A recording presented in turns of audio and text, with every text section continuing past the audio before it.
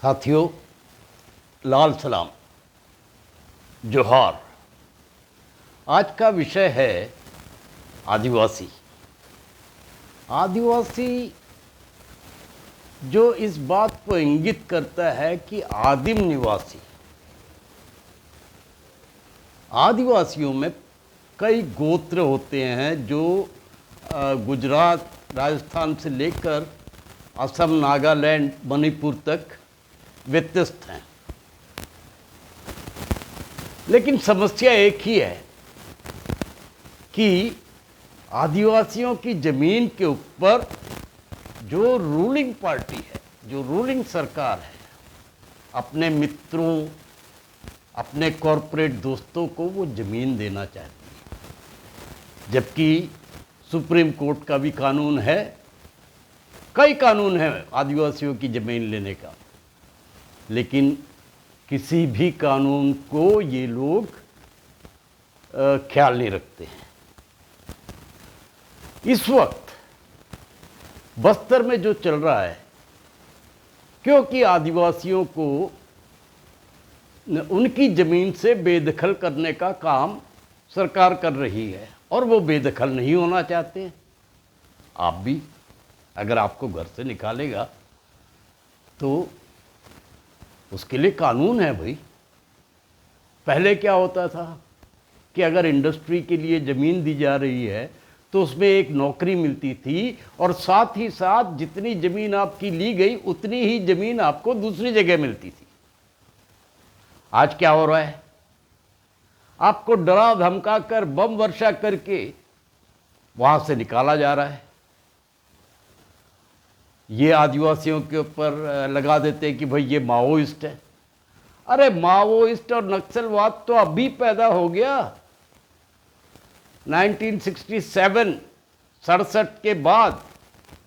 लेकिन आप यकीन कीजिए, फिलहाल जो दौर चला है आदिवासी का बस्तर में, वो चल रहा है 1966 को, जब प्रवीर चंद्र भंजदेव की हत्या कांग्रेस की सरकार ने और केंद्र की सरकार के कहने के ऊपर, ये इसका खुलासा मैं नहीं कर सकता, लेकिन ऐसा ही है, क्योंकि उन्होंने जापान को ये बेलाडीला प्रोजेक्ट देने का काम शुरू किया था।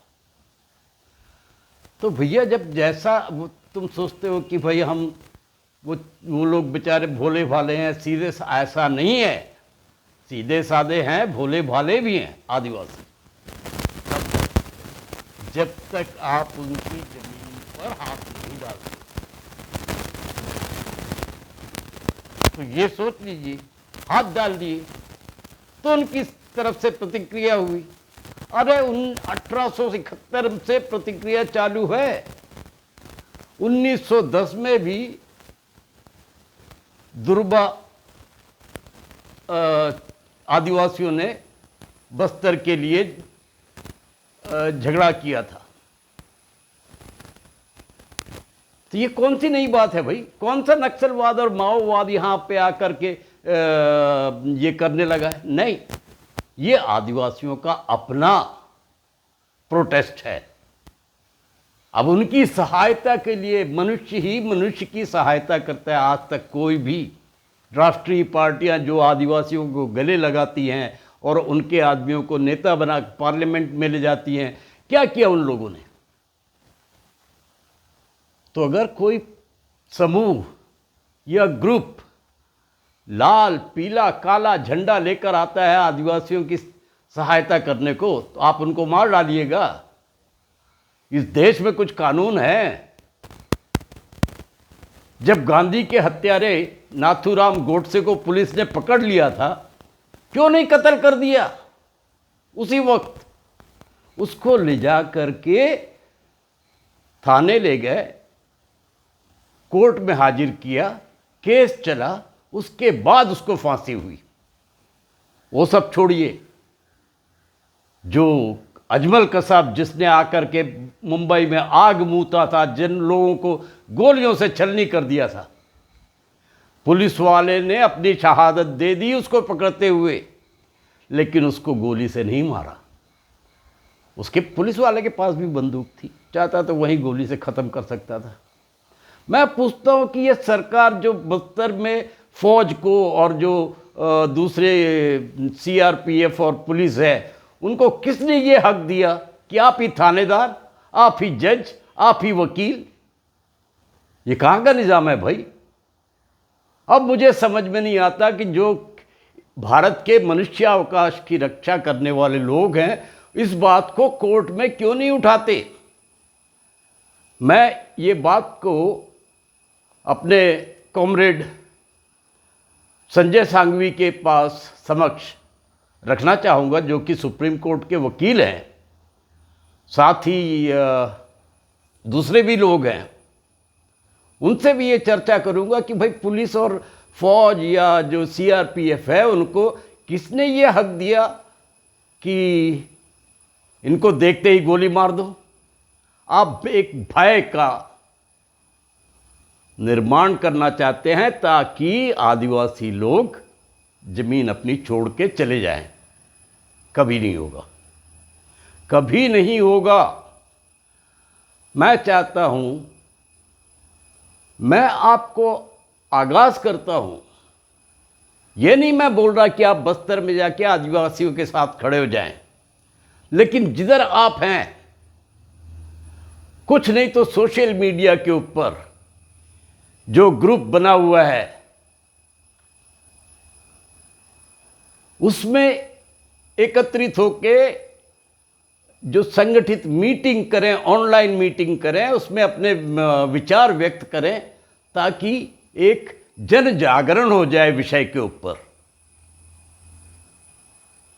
मासूम बच्चे कत्ल कर दिया, क्या उसने कलाशनिकोव रखी हुई थी अपने पास?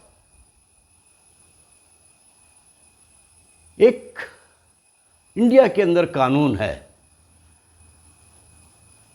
कि भाई जब भी आपको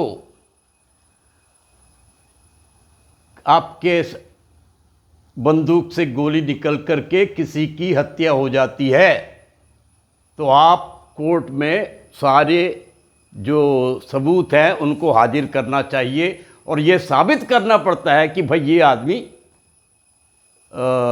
हमारी हत्या करना चाहता था। बच्चा, माँ बेटे को जो मारा गया, उन बच्चों के पास कौन सा बंदूक था? अभी मैं देख रहा हूँ कि हमारे कॉमरेड यश ठाकुर जी काफ़ी बड़े व्यक्ति हैं, उनके पिताजी भी अच्छे कॉमरेड रहे हुए। उनसे भी मैं आग्रह करूंगा कि ये किसने इनको अधिकार दिया, ये कैसे हमको मालूम पड़ेगा? अगर किसी ने अधिकार नहीं दिया तो ये गैर कानूनी है, और इस गैर कानूनी काम को क्या हम रोक नहीं सकते? सबसे पहला तो हमारी सहानुभूति है जो आदिवासियों के साथ में है, जो बंदूक उठा करके चल रहे हैं, उनके साथ में हमारी सहानुभूति इसलिए है कि वो इनकी सहायता करने आए, वरना कोई हमारी सहानुभूति नहीं है। फिर भी चाहे वो कोई भी हो, अगर अजमल कसाब को जितना आपने अधिकार दिया, उतना अधिकार तो दीजिए। ये हमारे भारतीय लोग हैं, ये आदिवासी हैं तो क्या हुआ? आदिम निवासी, मैं तो कहता हूं कि पहले मैंने एक आर्टिकल पढ़ा था कि यूनाइटेड यूके की कोई एजेंसी थी, उन्होंने इनको बोला था ये जो है आदिवासी लोग जो हैं, जितने भी हैं, दे आर इन फैक्ट न्यून पक्ष, यानी कि ना ये हिंदू हैं, ना मुस्लिम हैं, ना क्रिश्चियन हैं, तो they are comes under the minority category. They should be given the minority rights. जो आदिम निवासी होने का, जो इंडिया के अंदर में सबसे पहले निवासी, जब कोई कहता है कि आर्य लोग बाहर से आए, ये लोग बाहर से आए, द्रविड़ लोग आए, या जो भी आए, उनके पहले के जो हमारे निवासी हैं, उनकी तो रिस्पेक्ट होना चाहिए। उनके रहने के तरीके, उनके खान पीने का ढंग, उनका जंगल में जो जीने का उनका ट्रेडिशन है, वो जंगल में कोई पेड़ नहीं काटते। आपको मालूम होना चाहिए, जो सूखी लकड़ियां गिर जाती हैं वो ले जा करके बेचारे अपना खाना पकाते हैं। तेंदू के पत्ते मिले, ये हुआ वो हुआ। तकरीबन 8.5 करोड़ आदिवासी हैं, जिनमें से कि 85% गरीबी रेखा के नीचे हैं, और कईयों के पास तो रेशन कार्ड भी नहीं। कितनों के गांव में या उनके इलाके में आपने स्कूल बनवाए, कितने लोगों को आपने, बस्तर की बात छोड़ दीजिए, गुजरात में डांग जिले में 372 गांव के अंदर इनकी मेजॉरिटी है। क्या किया आपने? क्या किया सरकारों ने? बस्तर में बोलते हैं भाई माओइस्ट हमको कुछ नहीं करने दे रहे। ठीक है, छोड़िए, नागालैंड में, मणिपुर में क्या किया आपने आदिवासियों के लिए? केरला में जब देखो, जब कम्युनिस्ट गवर्नमेंट आने के बाद 9 लोगों का कत्ल कर दिया गया, बोले माओइस्ट हैं। अरे भाई ठीक है, माओइस्ट हैं, पकड़ के हाजिर करो कोर्ट में। इक्का दुक्का लोग पकड़ नहीं सकते हो क्या? थंडरबोल्ट एक स्पेशल सेना बना रखी है, हेलीकॉप्टर है, हजारों हजारों पुलिस फोर्स है साथ में। बोले 5 माओइस्ट हैं। अरे 5 को तुम नहीं पकड़ पा रहे हो? अगर दुश्मन की फौज आ गई तो तुम क्या करोगे?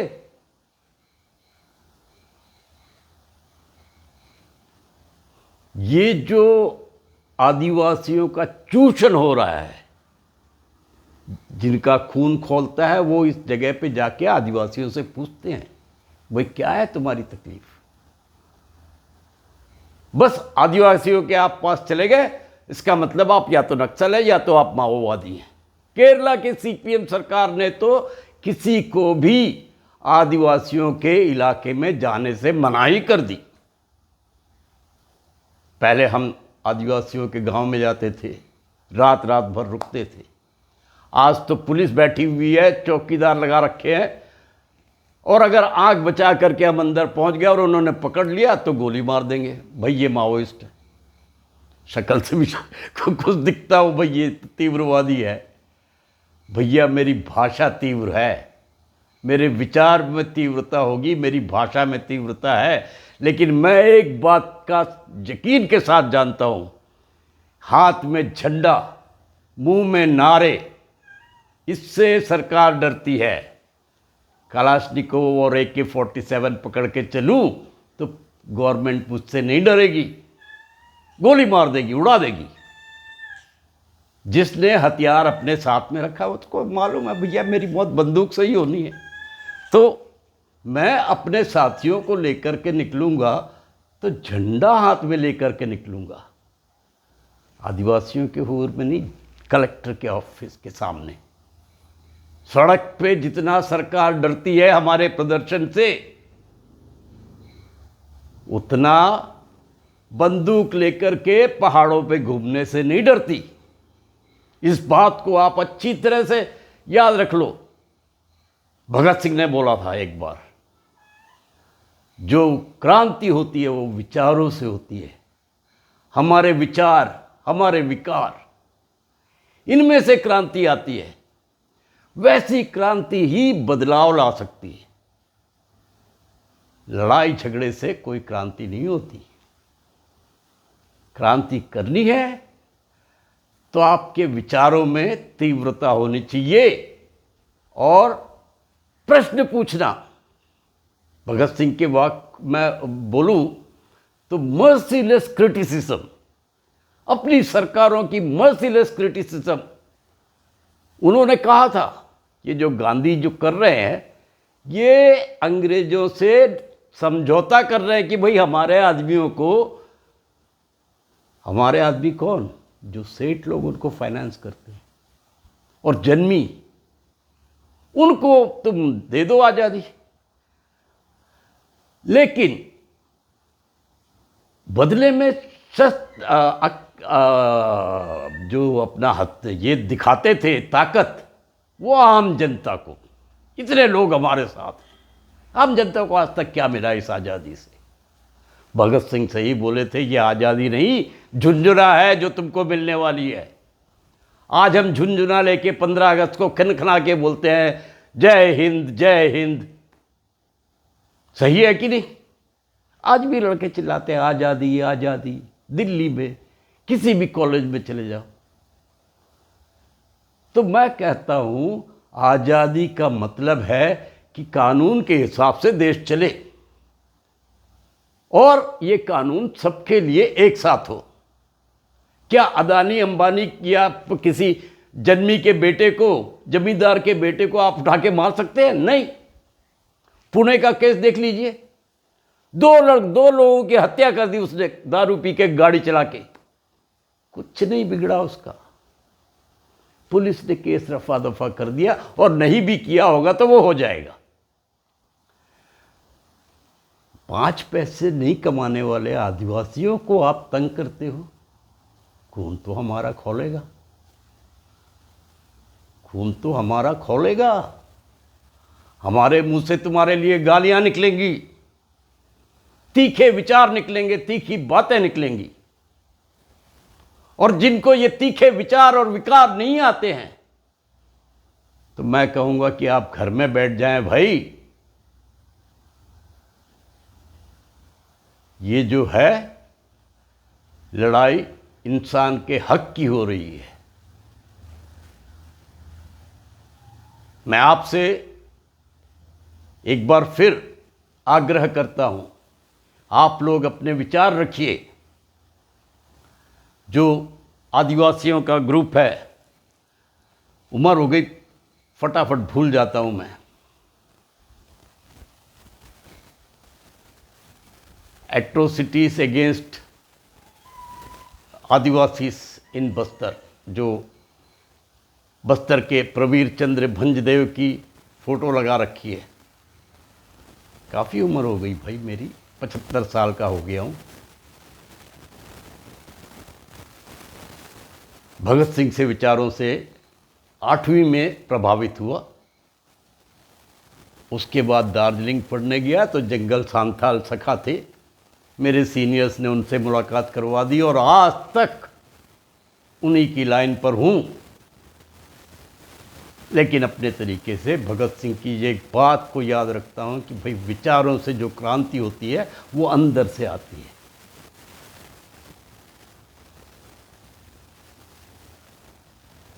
आप इस बात का ध्यान रखना। मैं चाहता हूँ कि इस ग्रुप में आप लोग शामिल हो और अपने भी छोटे छोटे वीडियो बना करके दें।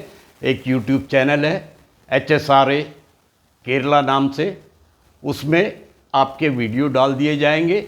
लेकिन वीडियो इस विषय पर होना चाहिए कि आदिवासियों के साथ जो अन्याय हो रहा है वो रुकना चाहिए। अभी देखिए, ये तो बस्तर की बात मैंने बोला, हसदेव जंगल है, 35,000 वर्ग किलोमीटर वहाँ पे पेड़ काटे जाने हैं। 35,000 शायद मैं कुछ ज़्यादा बोल गया, कुछ जो कुछ भी है पेड़ काट रहे हैं। लेकिन वहाँ के लोग भी बड़े सजग हैं, औरतें, बच्चे, बूढ़े, युवा, इस सारे जंगलों की तरफ जा रहे हैं और रोकने की कोशिश कर रहे हैं। हसदेव जंगल डिफॉरेस्टेशन। भाई एक पेड़ को उगने में 300 साल लगते हैं। चलिए आप पेड़ तो लगा लेंगे, लेकिन जो पहाड़ खोद के सफा चट कर देंगे, कितने साल लगेंगे पहाड़ को बनाने में? पहाड़ के सुशिरों में जल होता है, पहाड़ नहीं रहेंगे तो सूखा पड़ जाएगा। ये कगार के नाम से आपने ऑपरेशन रखा। कगार यानी कि नदिया के तट को इतना सिकोड़ दो कि आदिवासियों के पानी के लाले पड़ जाएं और वो जमीन छोड़ करके भाग जाएं। और मैं जानता हूं ये इंडिया के जेम्स बॉन्ड की करतूत है। अपने मित्रों के लिए वो ये जमीन देना चाहता है। जमीन के अलावा और कुछ नहीं चाहिए उनको। आदिवासी अपनी जमीन छोड़ दे, खुश। जमीन छोड़ के कहाँ जाएंगे भाई? आदिवासियों का ट्रेडिशन है, वो अपने गांव में रहते, जहाँ पैदा हुए वहीं रहेंगे और अपने पेड़ पौधे और जंगल और ज़मीन और पहाड़ की पूजा करते हैं वो लोग।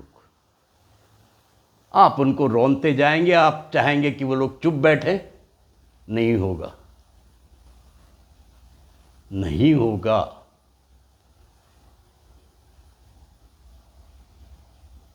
तो एक बार फिर मैं आपसे रिक्वेस्ट करता हूँ, सड़क पे आकर के करने का वक्त आएगा तो हम वो भी करेंगे, लेकिन फिलहाल आपके दिल के जो विचार हैं, जो अत्याचार हो रहे हैं, उनके ऊपर आप लिखना शुरू कीजिए और आप जितनी सी जल्दी से जल्दी आप उस ग्रुप को ज्वाइन करें। एक बार फिर मैं आप सबको मैसेंजर के साथ में नोटिफिकेशन रिक्वेस्ट इनको जो इनविटेशन भेजता हूँ। ओके, जोहार, लाल सलाम।